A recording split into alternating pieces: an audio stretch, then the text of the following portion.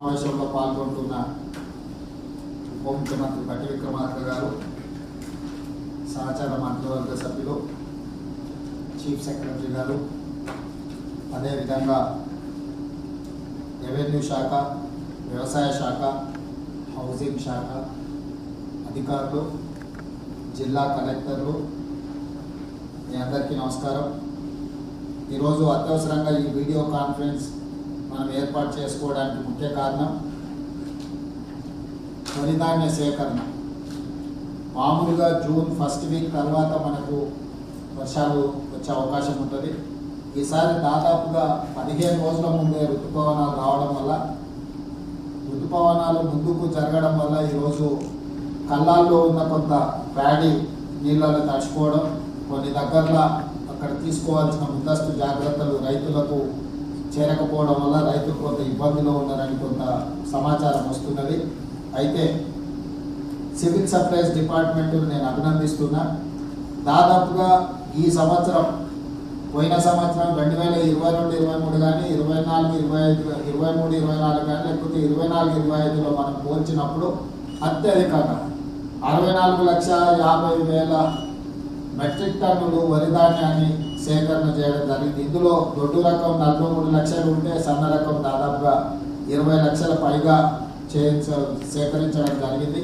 90% వరి ధాన్యం సేకరించిన ఈ 10%లో అకాల వర్షం వల్ల, సీజన్ ముందుగానే రావడం వల్ల ప్రజలు ఊహించలేదు. మనం కూడా కొంత వర్షాలు ముందుకు జరగడం వల్ల తీసుకోవాల్సిన జాగ్రత్తలలో సేకరణలో కొంత ఆలస్యం అవ్వడం, ఇట్లాంటివన్నీ కూడా రైతులకు కొంత ఇబ్బందికరమైన పరిస్థితి వచ్చింది. అందుకే ముందస్తు చర్యగా చేపట్టవలసిన చర్యల కోసం దీన్ని తీసుకున్నాం. ఇప్పటి వరకు మనం 64,50,000 మెట్రిక్ టన్నుల వరి ధాన్యాన్ని సేకరించిన దానికి దాదాపుగా 14,949 కోట్ల రూపాయలు అవుతే, సివిల్ సప్లైస్ డిపార్ట్మెంట్ 12,184 కోట్ల రూపాయలు ఇప్పటికే రైతులకు చెల్లించడం జరిగింది.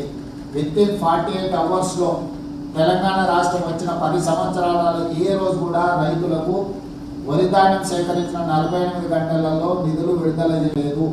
ఈరోజు మన ప్రభుత్వం, మన అధికారులు, మన శాఖకు సంబంధించిన మంత్రులు మెటిక్యులస్గా పనిచేయడం వల్ల ఈరోజు ఈ అద్భుతమైన విజయాన్ని సాధించినాం.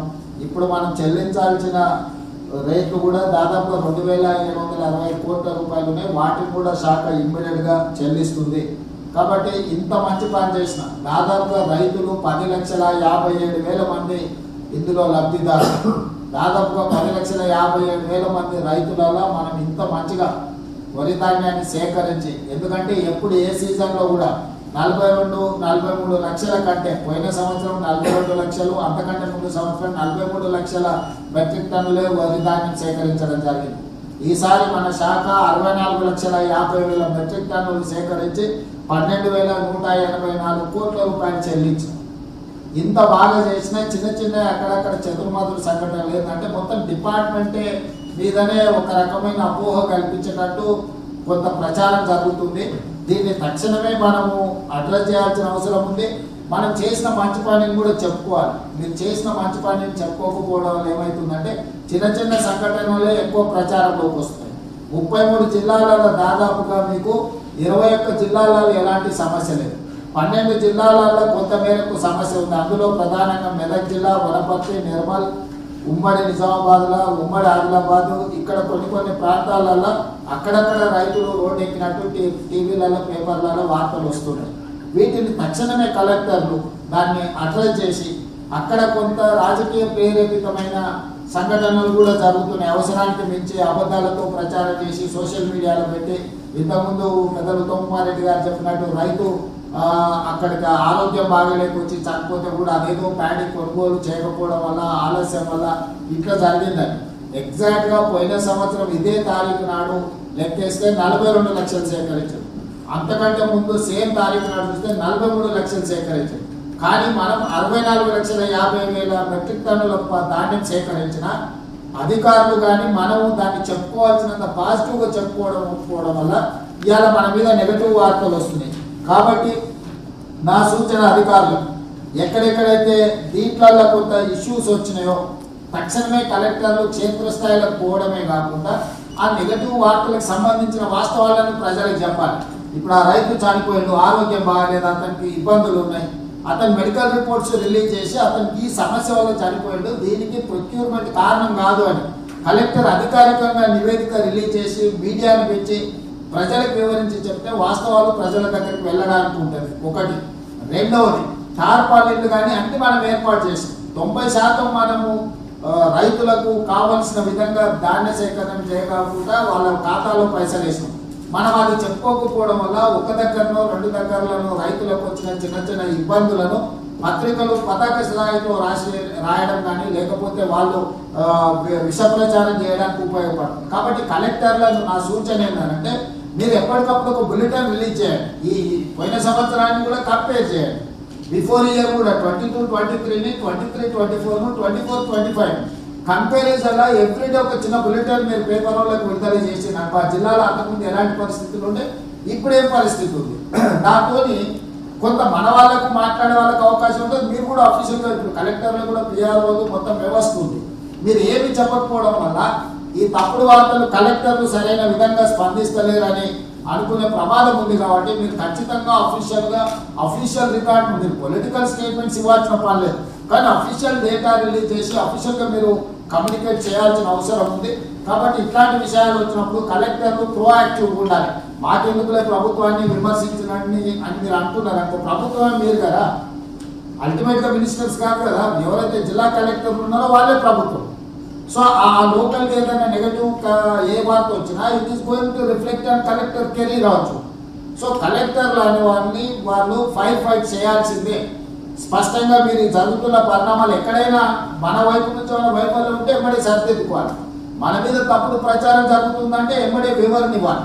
మరీ అడ్డగోలు వివరణ చేస్తే అవసరమైతే పోలీస్ కేసు పెట్టండి. మరీ తప్పుడు ప్రచారం, విష ప్రచారం, అబద్ధాలను పూర్తి చేస్తే లోకల్ పోలీసులకు కంప్లైంట్ ఇచ్చి తప్పుడు ప్రచారం చేసినందుకు వాళ్ళ మీద అవసరం అనుకుంటే కేసులు కట్టండి, తప్పలేదు. ఎందుకంటే అడ్డమైన ప్రచారం చేస్తే చూస్తూ ఊరుకోవడానికి ప్రభుత్వం అచేతనంగా లేదు, ప్రభుత్వం యాక్టివ్గా పనిచేయాలి.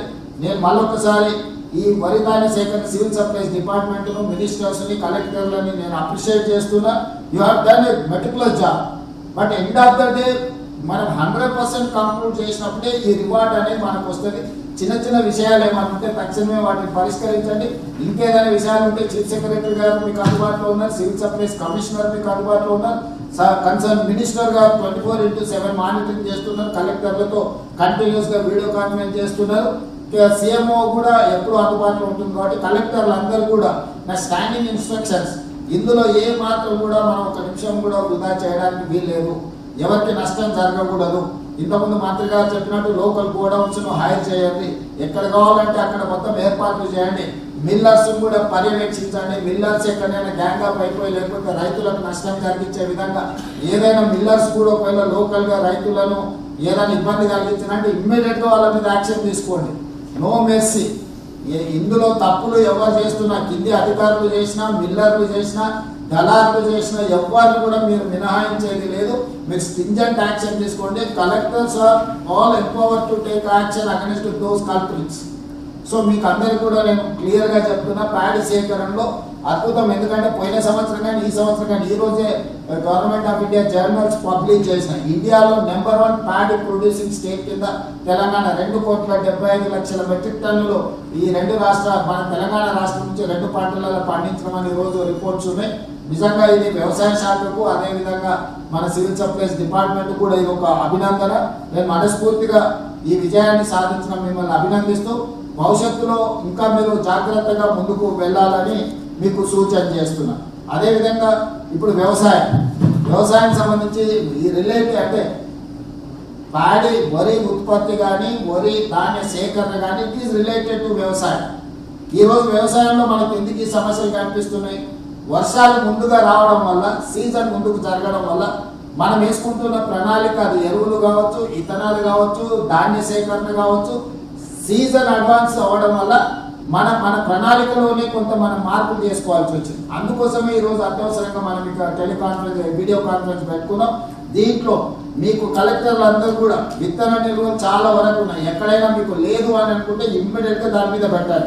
అదేవిధంగా యూరియా కూడా కొంత అంటే చాలా వరకు వచ్చింది. గవర్నమెంట్ ఆఫ్ ఇండియా కూడా కొంత మనకు అందించడంలో ఆలస్యం చేసి తక్షణమే గవర్నమెంట్ ఆఫ్ ఇండియాలో కూడా మనం ఇచ్చేస్తున్నాం. ఈసారి ఇప్పటికే వర్షపాతం 29 అధిక శాతం 29% హైయెస్ట్ రెయిన్ఫాల్ ఉన్నది మనకు. నార్మల్గా ఈ టైంలో ఉండాల్సిన దానికంటే 29% అత్యధికంగా వర్షపాతం ఉంది. సీజన్ కూడా ముందుకు జరగడం వల్ల మన ప్రణాళికలలో కూడా కొంత మనము సర్దిద్దుకోవాల్సిన అవసరం ఉంది. అదేవిధంగా ఎరువులు విత్తనాలు రెడీగా ఉన్నాయి. ఇంకెక్కడైనా తక్కువ మీ ఇంగ్లాండ్ పోయిన సంవత్సరం మీకు ఏమేమి విత్తనాలు వాడిరు, ఎంత క్వాంటిటీ ఉన్నది, ఇప్పుడు స్టాక్స్ ఏమున్నాయి, బఫర్ స్టాక్ ఉందా లేదా మీరు వెరిఫై చేసుకొని ఇమ్మీడియట్గా వ్యవసాయ శాఖతో మీరు కనెక్ట్ అయ్యి మీకు కావాల్సిన ఇండెంట్ మొత్తం ఇవ్వండి. అదేవిధంగా యూరియా కానీ ఇతర ఫర్టిలైజర్స్ కూడా బ్లాక్ మార్కెటింగ్ జరగకుండా ఎక్కడైనా స్టాక్స్ ఎవరైనా మిస్యూజ్ చేసినా కూడా ఇమ్మీడియట్గా వాళ్ళ మీద కూడా దృష్టి పెట్టండి. మీ రిక్వైర్మెంట్ మీరు before last year comparison table తీసుకోండి.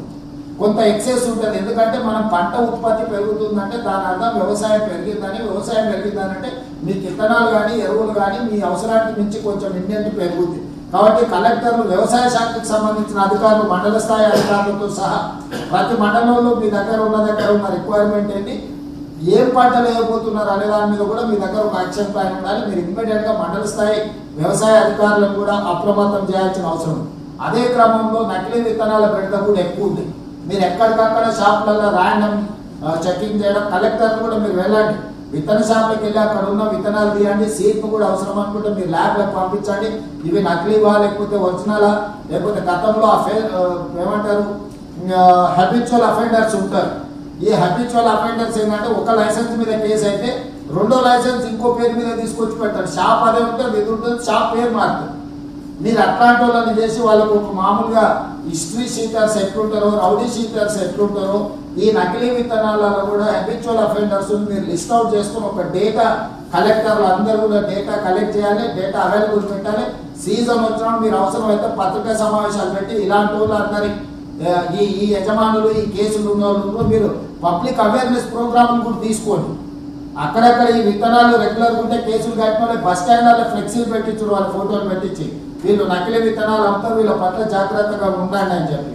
ఎందుకంటే పబ్లిక్లో వాళ్ళను అకౌంటబిలిటీ ఫిక్స్ చేయకుండా మీరు వాళ్ళని ఏమనుకుంటూ ఊరుకుంటే వాళ్ళు మళ్ళీ చేస్తారు. కాబట్టి దీని మీద కూడా కలెక్టర్లు పూర్తిగా దృష్టి పెట్టాలి.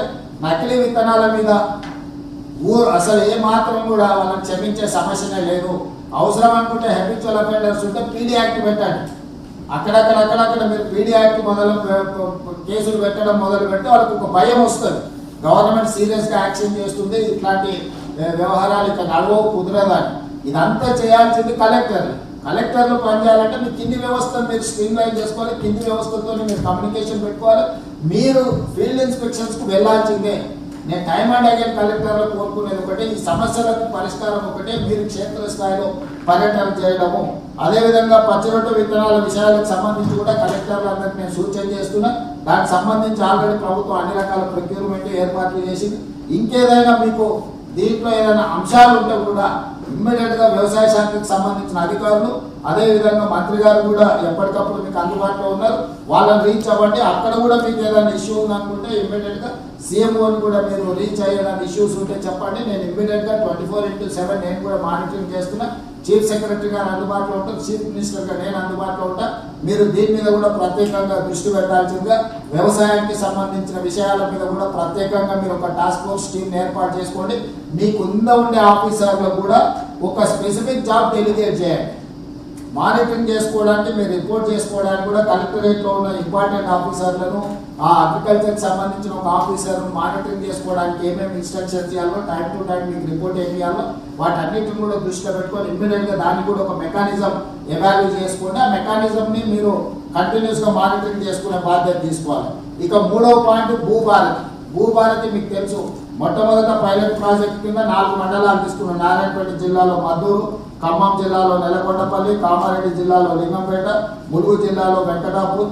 ఆ 4 మండలాలు మనం సక్సెస్ఫుల్గా అప్లికేషన్లు తీసుకోవడం, ప్రజల దగ్గరికి వెళ్ళడం, ప్రజల్ని అప్రమత్తం చేయడం, ప్రజలకు ఒక అవగాహన కల్పించడం చేసినాం. తర్వాత మనం 2వ విడతగా మనం దాదాపుగా ప్రతి జిల్లాలో ఒక మండలం తీసుకున్నాం. ఇప్పుడు మిగతా మండలాలలో కూడా భూభారతి, ఈ భూభారతి అనేది ధరణి అనేది ఒక భూతంలాగా రైతులకు ప్రజలకు తీవ్రమైన నష్టం కలిగించింది. ఈరోజు మొత్తం రెవెన్యూ చట్టాలనే కాకుండా మనం యాప్ను కూడా సరిదిద్దుకొని సరళతరం చేసి ప్రజలకు అందుబాటులో తీసుకోకపోతున్నాం. ధరణి ఒక భూతంలాగా ఉంటే భూభారత్ అనేది ఈ చట్టమే కాదు పేద రైతులకు చుట్టంలాగా ఈరోజు వ్యవహరిస్తుంది. కాబట్టి ఈరోజు మీరు దీన్ని ఇంత బాగా మనం చట్టం చేసుకున్న యాప్ రిఫార్మ్స్ తీసుకొచ్చినా రైతులకు అవగాహన కల్పించకపోతే, లబ్ధిదారులకు అవగాహన కల్పించకపోతే మనం దెబ్బతింటాం. భూభారతి అవగాహన సదస్సులు పెట్టుకోవడమే కాకుండా రెవెన్యూ సదస్సులను గ్రామాలలో మీరు నిర్వహించడమే కాకుండా ప్రజలకు అవగాహన కల్పించి మీరు డెడికేటెడ్ ఆఫీసర్లు అంతకుముందు ప్రజాపాలన కింద కూడా మండలాన్ని 2 యూనిట్లుగా చేసి అధికారులకు బాధ్యత ఇచ్చిన ఎంఆర్ఓలకు ఎంపీడీఓలకు ఈ రకంగా ఇప్పుడు కూడా ప్రజల దగ్గరికి భూభారతి చట్టాన్ని మనం చేరవేయాలి. ఈరోజు ఆందోళనలో ఉండ్రు. రైతు ఎప్పుడు ఆందోళన తగ్గుద్ది, ఎప్పటిలోగా సమస్య పరిష్కారం అయితే తెలిస్తే అట్లీస్ట్ ఒక అవగాహన వస్తుంది. అది అవుతుందో అవ్వదో, ఎప్పుడు అవుతుందో ఎట్లా అవుతుందో తెలియకుంటుంటే గందరగోళంలో ఉండే ఆందోళన చెందుతున్నారు. అట్లాంటి సమస్యలకు పరిష్కారం భూభారతి చట్టంలో వచ్చింది. అందుకే రెవెన్యూ మంత్రి గారు చెప్పినట్టు జూన్ 3 తారీఖు నుంచి జూన్ 20 తారీఖు వరకు 3వ దశ రెవెన్యూ సదస్సులను మనం తీసుకోవాలి. దీన్ని పర్ఫెక్ట్గా యాక్షన్ ప్లాన్ చేసుకోండి. నేను ఉమ్మడి 10 జిల్లాల మా ఇన్ఛార్జ్ మంత్రులకు ఇమ్మీడియట్గా దీని యాక్షన్ ప్లాన్ కలెక్టర్లతో మాట్లాడి మొత్తం ప్రణాళికబద్ధంగా 10 జిల్లాల ఇన్ఛార్జ్ మినిస్టర్లు కూడా మీతో పాటు కూర్చుంటారు. ఈ సమావేశం అయిన తర్వాత మీరు మొత్తం యాక్షన్ ప్లాన్ రెడీ చేసుకొని 3 జూన్ నుంచి 20 జూన్ వరకు ఈ రెవెన్యూ సదస్సులను నిర్వహించుకోవాలి. దీంట్లో మీకు ఏంటంటే మన వ్యవసాయానికి సంబంధించిన సమస్యలు అడ్రస్ చేసుకోవచ్చు. అదేవిధంగా వరిధాన్య సేకరణకు సంబంధించిన ఇష్యూస్లు ఉన్నా మీరు అడ్రస్ చేసుకోవచ్చు. అదేవిధంగా భూభారతిలో వచ్చిన మార్పులు చేర్పులకు అవగాహన కల్పిస్తే వాళ్ళకు ఒక కంఫర్ట్ వస్తుంది. ఆ కంఫర్ట్ వస్తే ఆటోమేటిక్గా సమస్యలు రోజు ఎంత ముందున్నా కూడా వాళ్ళు కూర్చొని పరిష్కరించుకుంటారు. కాబట్టి రెవెన్యూ సదస్సులను తక్షణమే ప్లాన్ చేసుకోవడానికి ఇన్ఛార్జ్ మినిస్టర్లకు కూడా నా సూచన, ఎంబడే మీరే దీని మీద సమీక్ష చేసుకొని మీ ఉమ్మడి జిల్లాలకు మీరు సూచనలు చేసి మీరు కార్యాచరణని రెడీ చేసుకోవాలి. ఇక 4వది ఇందిరమ్మ ఇల్లు. ఇందిరమ్మ ఇళ్లకు దీంట్లో చాలా కీలకమైంది. ఒక ప్రభుత్వము ఒక కలెక్టర్ యొక్క పనితీరు ఇందిరమ్మ ఇళ్ల దగ్గరనే కనిపిస్తుంది. ప్రభుత్వ సక్సెస్ ఫెయిల్యూర్ కూడా it is depends on the ఈ హౌసింగ్ స్కీమ్. హౌసింగ్ స్కీమ్ను మనం పర్ఫెక్ట్గా ఇంప్లిమెంట్ చేయగలిగితే ప్రభుత్వానికి అద్భుతమైన మంచి పేరు రావడానికి అవకాశం ఉంది. ఇది క్షేత్రస్థాయిలో బాగా నిర్వహణ జరగాలి అని అంటే అది కలెక్టర్ల చేతుల్లోనే ఉంది.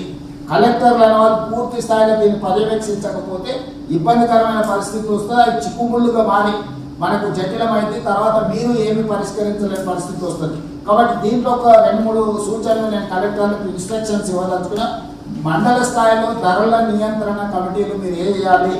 దీంట్లో తహసీల్దార్, ఎంఆర్ఓ, వ్యవసాయ కార్మిక శాఖకు సంబంధించిన అధికారులు, స్వయం సహాయక సంఘాలకు సంబంధించిన సభ్యులను ఇందులో నియంత్రణ కమిటీ చేయాలి. ఇది దేన్ని నియంత్రిస్తుంది అంటే మేస్త్రి ఛార్జీలు కావచ్చు, లేకపోతే crusher 20 mm 40 mm stone metal వంటి స్థానిక సామాగ్రి ధరల హెచ్చు తగ్గులను ఇది మానిటరింగ్ చేస్తారు. ఎవరైనా అడ్డగోలుగా ఒకటేసారి వచ్చిందని చెప్పి మేస్త్రీలు అడ్డగోలుగా డబ్బులు అడిగినా, లేకపోతే ఈ క్రషర్ స్టోన్ క్రషర్స్ వాళ్ళు అడ్డగోలుగా రేట్లు ఛార్జెస్, ఎందుకంటే ఎట్ ఏ టైం ఇందిరామ ఇంట్లన్నీ స్టార్ట్ అయితే వాళ్ళు ఈ అడ్డమైన రేట్లు అడ్డగోలుగా ఏదైనా వివరించడానికి పోయినా ఈ అధికారులు ఈ కమిటీ మానిటరింగ్ చేసి వాళ్ళ మీద చర్యలు తీసుకోవడానికి ఉండాలి. అదేవిధంగా ఇసుక మాఫియా కూడా బాగా గతంలో విస్తరించిపోయింది. ఇప్పుడు నియంత్రించడం. ఈ హౌసింగ్ స్కీమ్లకు ఇసుకకు సంబంధించి కూడా ఇసుక టోకెన్లు వాళ్ళకి ఇచ్చి ఎవరికైతే ఇల్లు శాంక్షన్ అయితే ప్రాపర్గా వాళ్ళకు ఇసుకకు సంబంధించిన టోకెన్లు కూడా వాళ్ళకు మనము చేర్చేటట్టు చూసి వాళ్ళకి సరిగ్గా ఇసుక ఉచితంగా ఇచ్చేటట్టు అన్ని ఏర్పాట్లు చేయాలి. ఎందుకంటే ఇసుక ఉచితంగా ఇస్తున్నాం కాబట్టి ఎంత ఇస్తున్నాం అప్పుడు టోకెన్ లేదు, ఆ కూపన్లు వాళ్ళకి ఇవ్వాలి. ఆ లోకల్ ఆఫీసర్లు కూడా కోఆర్డినేట్ చేయాలి. ఎక్కడ ఇసుక అంటే ఇతర వ్యవహారాలు ఇసుకలో ఉండడానికి వీల్లేదు. ఇతర వ్యవహారాలు ఏమైనా ఉంటే కూడా కఠినంగా వ్యవహరించాలి వాళ్ళతో. కాబట్టి ఇసుక ఇందిరమ్మ ఇళ్లకు ఉచితంగా ఇస్తున్నాం. అది మెటిక్యులస్గా తహసీల్దార్లు కానీ ఎంపీడీఓలు కానీ ఈ సిస్టంలో ఉన్న హౌసింగ్ డిపార్ట్మెంట్ వాళ్ళు ప్రతి వాడికి ఇసుకను అందుబాటులోకి తీసుకొచ్చే విధంగా మీరు చర్యలు తీసుకోవాలి. అదేవిధంగా ఇటుక తయారీ, సెంట్రింగ్ యూనిట్ల తయారీకి రుణాలు. దీనికి సంబంధించి ఏంటంటే సెల్ఫ్ హెల్ప్ గ్రూపులు కానీ, రాజీవ్ యువ వికాసంలో ఉన్న వాళ్ళు కానీ, పెద్దలు బట్టి విక్రమార్క గారు కూడా ఉన్నారు. ఈ స్కీమ్లో వాళ్ళకు లోన్లు బ్యాంకులతో లింకేజ్ కానీ ఇవి కానీ మెప్మా కానీ సెర్ప్ కానీ ఇస్తే ఏమైందంటే ఇందిరా మహిళా శక్తి వికాసం కానీ, రాజీవ్ యువ వికాసంలో ఈ ఇటుక తయారీ, సెంట్రింగ్ యూనిట్లకు రుణాలు ఇప్పిస్తే ఈ మండలాలలో ఈ స్కీమ్ని ఇంప్లిమెంట్ చేయడానికి బాగా తయారు చేసుకోవడానికి కూడా ఉంటాయి. అదేవిధంగా ఇందిరమ్మ ఇండ్లు యాప్లలో దాని పురోగతి ఎప్పటికప్పుడు అప్లోడ్ చేయాలి. మీరు ఆ యాప్లో సరిగ్గా అప్లోడ్ చేయకుండా దాన్ని ఇదే చేస్తే సాంకేతికపరమైన సమస్య వస్తే ఇబ్బంది అవుతుంది. దాన్ని ఏ స్టేజ్లో ఆ స్టేజ్లో అప్లోడ్ చేయాల్సిందే. మీరు నెగ్లెక్ట్ చేసి ఒక స్టేజ్ పోయినాక ఒక కొత్తది పెట్టడానికి పోతే కొన్ని సమస్యలు వస్తే కొన్ని దగ్గర ఆల్రెడీ ఇల్లు వస్తుంది అనుకోని లిస్ట్లో తీసుకొని వాళ్ళు పునాదులు వేసుకున్నారు. ఇప్పుడు మీరు యాప్ ఫోటో తీస్తే ఆ పునాది వేసిన దాని మీద ఫోటో తీస్తే మేము తీసుకోమని అంటున్నారు. ఇట్లాంటి చిన్న చిన్న ప్రాక్టికల్ సమస్యలు ఉన్నాయి. ఇవన్నీ కూడా వాళ్ళకి అవగాహన కల్పించాలి. ఊర్లో నాయకులు ప్రజాప్రతినిధులు చెప్తారు నీకు ఇల్లు శాంక్షన్ అయిందని. శాంక్షన్ అవుతుంది కదా ఎట్లా వస్తుంది కదా అని వాడు పునాదులు ఒప్పుకుంటాడు, పిల్లర్లు వేసుకుంటాడు 4. దాంతో మీరు పోయి ఫోటో తీయగానే ఆల్రెడీ కన్స్ట్రక్షన్ ఉంది మేము ఇవ్వము, లేకపోతే నీకు అర్హత లేదు ఇప్పుడు అది కూలగొట్టు అది పెట్టు అని అంటే ఇట్లాంటి సమస్యలని మంత్రి గారు కూడా దీని మీద కొంచెం దృష్టి పెట్టి చేసుకోవాలి. అదేవిధంగా ఈ ఓపెన్ ఫౌండేషన్ కానీ షార్ట్ కాలమ్స్ తక్కువ ఖర్చు కొత్త నిర్మాణ సాంకేతికత వచ్చింది. తక్కువ ఖర్చుతో కన్స్ట్రక్షన్ చేయడానికి ఇప్పుడు ఇవాళ చాలా టెక్నాలజీ అడ్వాన్స్ టెక్నాలజీ ఉంది. అంటే కాస్ట్ కటింగ్ కొత్త నైపుణ్యం వచ్చింది. అందుకోసమని వాటిని బేస్మెంట్ స్థాయి వరకు పిల్లర్లు ఎట్లా పిల్లర్ రూఫింగ్ తక్కువ ఖర్చు వీటి అన్నిటి కూడా కొత్త సాంకేతికత ఏదైనా వచ్చిందో దాన్ని బెనిఫిషియర్స్కు ఒక అవగాహన సదస్సు పెట్టి లేదా మీరు ఊర్లలోకి రెవెన్యూ సదస్సులా వెళ్తారు అక్కడ ఈ పాయింట్ని కూడా ప్రజలకు వివరించండి. ఎందుకంటే లేదు సాంప్రదాయబద్ధమైన చాలా పాతకాలపు ఇది చేసుకుంటే వాళ్ళకి అన్నిటికీ నష్టం ఉంది, కష్టం ఉంది. కాబట్టి కొత్తగా వచ్చిన టెక్నాలజీని మీరు కొంత అడాప్ట్ చేసుకొని ఆ ఇళ్ళ దాంట్లో కూడా మీరు క్లియర్గా ఇచ్చేయండి. అదేవిధంగా మండల కేంద్రంలో మీరు మోడల్ హౌస్లు కట్టింది మీరు ఖచ్చితంగా లబ్ధిదారులకు విజిట్ పెట్టించేసి వాళ్ళని ఇచ్చేయండి. ఇక్కడ ఇట్లున్నది ఇక్కడ కట్టుకొని వచ్చి చూస్తే సీయింగ్ ఈజ్ బిలీఫ్. అంటే సాంకేతిక నైపుణ్యంతో పాటు క్వాలిటీ కన్స్ట్రక్షన్ చేయడానికి అవకాశం ఉంటుంది. కాబట్టి దయచేసి వాళ్ళందరినీ కూడా కొంత అవగాహన కల్పించడానికి మండలాలలో ఉన్న వాటిని విజిట్ చేసినట్టు ఏ మండలంలో ఆ మండలంలో బెనిఫిషియర్స్ను లబ్ధిదారులను స్ట్రీమ్ లైన్ చేసి వాళ్ళకి అప్పుడప్పుడు ఎక్కడ సంత జరుగుతుందో సంత జరిగినప్పుడు పెడితే వాళ్ళు సంతకు వచ్చినట్టు ఉంటుంది, ఇది చూసిపోతారు.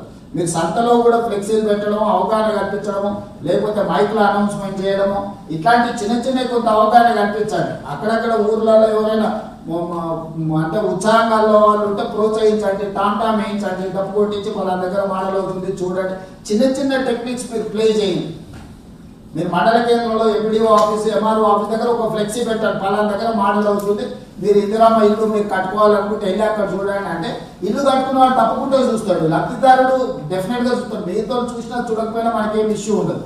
కానీ ఎవరికైతే స్కీమ్ వచ్చిందో వాళ్ళు అక్కడికి వెళ్ళి చూస్తారు. మీరు వాళ్ళని కొంచెం మోటివేట్ చేయండి. మీ అధికారులకు ఏ వీళ్ళకు కూడా చెప్పండి, వీళ్ళంత మేరకు లబ్ధిదారులను మీరు పంపించేటట్టు చూడండి అని. సో దీంట్లో ఈరోజు మనం ధాన్యం సేకరణ దాంట్లో వచ్చే సమస్యల మీద మాట్లాడినాం.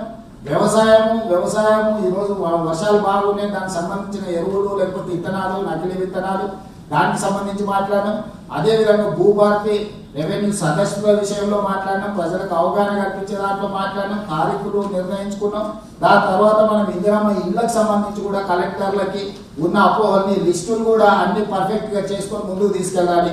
ఇప్పుడు అధికారులతో పాటు ఇన్ఛార్జ్ మినిస్టర్స్ కూడా నా సూచన 29, 30 తారీఖుల్లో మీరు అన్ని మీ జిల్లాల ఇన్ఛార్జీలు ఎక్కడైతే ఉన్నారో మీరు ఖచ్చితంగా క్షేత్రస్థాయిలో 2 రోజులు పర్యటన చేసి మీ ప్రాంతంలో ఈ 4 సమస్యలకు సంబంధించి ధాన్య సేకరణ కావచ్చు, హౌసింగ్ కావచ్చు, వ్యవసాయం కావచ్చు, భూభారతి కావచ్చు, దీనికి సంబంధించి మీరు క్షేత్రస్థాయిలో ఖచ్చితంగా మంత్రులు పర్యటన చేయాల్సిందే. 29, 30 తారీఖుల్లో మీరు ఖచ్చితంగా మీరు ఇన్ఛార్జీలు ఉన్న జిల్లాని 2 రోజులు పర్యటన చేసి కలెక్టర్లతో సమీక్ష చేసుకొని మీరు ఖచ్చితంగా యాక్షన్ ప్లాన్ రెడీ చేసుకోవాల్సిందే. 1వ తారీఖు నాడు ఇన్ఛార్జ్ మినిస్టర్లు అందరూ కూడా వాళ్ళ పర్యటనలో వచ్చిన నివేదికలను నాకు ఇవ్వాల్సిందే. 1వ తారీఖు నాడు సాయంత్రం 4 గంటలకు నేను మీ అందరితో ఇన్ఫార్మల్ మీటింగ్ మీ నివేదికలతో పాటు మీతో కూర్చుంటాను.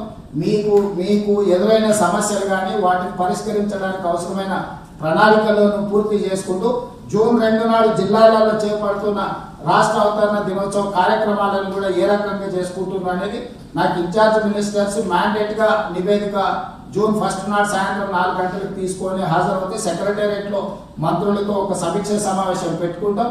ఈ లోపల అందరూ యాక్షన్ ప్లాన్లో దిగాల్సిందే. ఈరోజు ఈ సమావేశంలో మనము మంత్రులు ఏం పని చేయాలి, శాఖలకు సంబంధించిన ప్రిన్సిపల్ సెక్రటరీలు ఏం పని చేయాలి, ఆ శాఖల ప్రిన్సిపల్ సెక్రటరీల చీఫ్ సెక్రటరీ గారు ఎలాంటి ఇన్స్ట్రక్షన్స్ ఇవ్వాలి, ఎలాంటి కోఆర్డినేషన్ చేయాలి నిర్ణయించుకున్నాం. ముఖ్యమంత్రి కార్యాలయానికి సంబంధించిన అధికారులు కూడా రెండు జిల్లాలకు ఒక్కొక్క అధికారి ఇన్ఛార్జ్ ఉన్నారు. వాళ్ళందరినీ కూడా కోఆర్డినేట్ చేసుకోవాలి.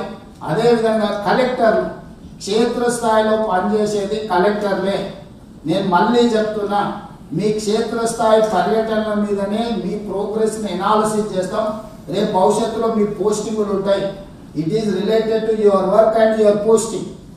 నేను చాలా కేటగారికల్గా కలెక్టర్లకు నేను చెప్పదలుచుకున్న నిర్మమాటంగా క్షేత్రస్థాయిలో మీ పర్యటనలు, మీ రిజల్ట్, ఏ జిల్లాలలో ఏ సమస్యలు ఉన్నాయో కలెక్టర్లు ఎట్లా సమస్యలు రాకుండా ఉంటే మంచిది. కానీ సమస్యలు వచ్చినప్పుడు కలెక్టర్గా మీరు ఎట్లా వ్యవహరించింది అనేది మీ పనితనాన్ని నిర్ధారిస్తుంది. క్రైసిస్ని మేనేజ్ చేసిన వాళ్ళే క్రైసిస్లో లీడర్ ఎమర్జ్ అవుతాడు, క్రైసిస్లోనే ఆఫీసర్ ఎమర్జ్ అవుతాడు. క్రైసిస్ రాకుండా ఉండడం చూసుకోవడం ఒక రకం, కానీ క్రైసిస్ వచ్చినప్పుడు crisis how you are monitoring, how you are addressing that crisis అనే దాని మీద depend your career and your capability depend అయి ఉంటుంది.